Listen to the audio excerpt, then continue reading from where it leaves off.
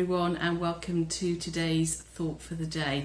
We're continuing our journey in Isaiah, and today we're looking at chapter 44. I've chosen to focus on the middle section because that's the bit that really grabbed me when I was reading it.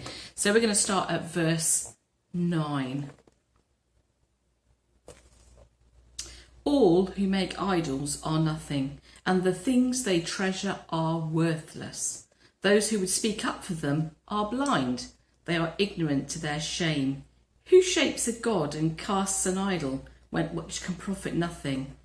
People who do that will be put to shame. Such craftsmen are only human beings. Let them all come together and take their stand. They will be brought down to terror and shame. The blacksmith takes a tool and works with it in the coals. He shapes his idol with hammers, and he forges it with the might of his arm. He gets hungry and loses his strength. He drinks no water and grows faint. The carpenter measures with a line and makes an outline with a marker. He roughs it out with chisels and marks it with compasses. He shapes it in human form in all its glory, that it may dwell in a shrine. And he cuts down cedars, or perhaps took a cypress or oak. He let it grow among the trees of the forest, or planted a pine and the rain made it grow. But it's used as fuel for burning, and some of it he takes and warms himself. He kindles a fire and bakes bread, but he also fashions a god and worships it. He makes an idol and bows down to it. Half of the wood he burns up in the fire. Over it he prepares his meal. He roasts his meat and eats his fill, and he also warms himself and says, I'm warm, I see the fire. And from the rest he makes a god, his idol. He bows down to it and worships.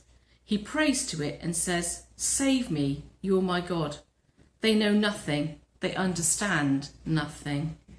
Their eyes are plastered over so that they cannot see, and their minds closed so that they cannot understand. No one stops to think. No one has the knowledge or understanding to cry. Half of it I used for fuel. I even baked bread over its coals.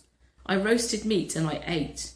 Shall I make a detestable thing from what is left? Shall I bow down to a block of wood? Such a person feeds on ashes. Okay. So in this extract, the idol is made from a load of leftover wood, part of which is thrown onto a fire to cook. And the idol being criticised is self-made. It's not a god. It's made by man, shaped by man, the way man wanted it, placed where the man wanted it, and it can be accessed whenever the man wants it, or just ignored or chucked away when he's finished with it. Well, what kind of god's that, right?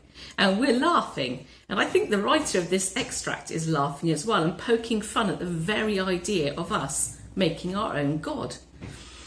And we do laugh because, after all, we don't have idols sitting on our shelves. The last time I looked around my kitchen, I didn't have a golden calf here. But maybe we do worship things that are made by the work of our own hands, and maybe we feast a little bit too greedily on our own achievements. Maybe, as this text suggests, we are feeding on ashes. Tim Keller describes an idol as anything more important to you than God. Anything that absorbs your heart and imagination more than God, and anything that you seek to give you what only God can give. It's anything more important to you than God. And if you were to ask me, well, what's the most important thing to me, then it would be really easy for me to give you the correct answer and say, of course, God is the most important thing to me. And I'd declare it with real confidence, but talk's cheap, right? It's really easy to say it. And if you were to observe me, would your observations support my claims? Probably not. So what are our common idols?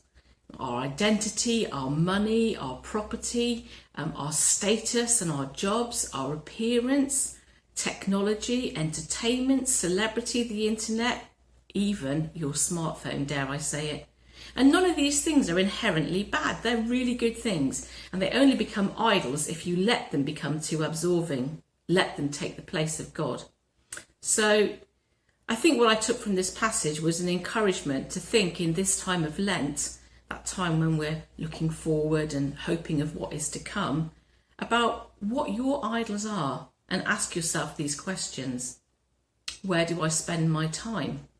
Try checking out the screen record, the record on your smartphone of how much screen time you have, how long you actually spend on your phone. It's very enlightening.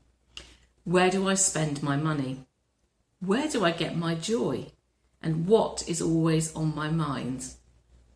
So, just to go back to what I said earlier, I want to finish with an antidote to idolatry, and I've just got a bit of a visual model to show you that. You may have seen this before, or at least a variation of it, but I think it makes a really good point. So I've just got to move a couple of bits out of the way.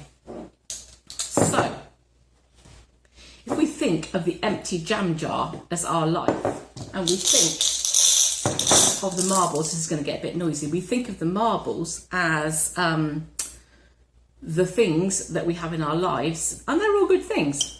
Our families, our phones, our jobs, our houses, television, the internet, and so on.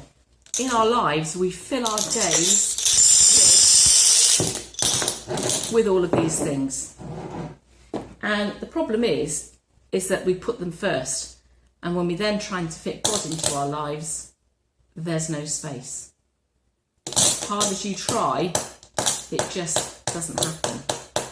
Those things have become idols. For them not to be idols, we simply need to change the way that we're living our lives. So we take God and we put God in first. And then we add all of these wonderful things, and then they fit, because God has taken first place, the prime position. So, the point of that, well, I guess I want to finish by saying we seek to live our lives by the work of our own hands. And wouldn't it be great if, instead of ending the day thinking, what a great day I've had, I got so much done, wouldn't it be better if the day ended with the thought, wow, that was a really great day, being spent with God and watching him work in my life. Let's not feed on ashes. Have a great day, everybody.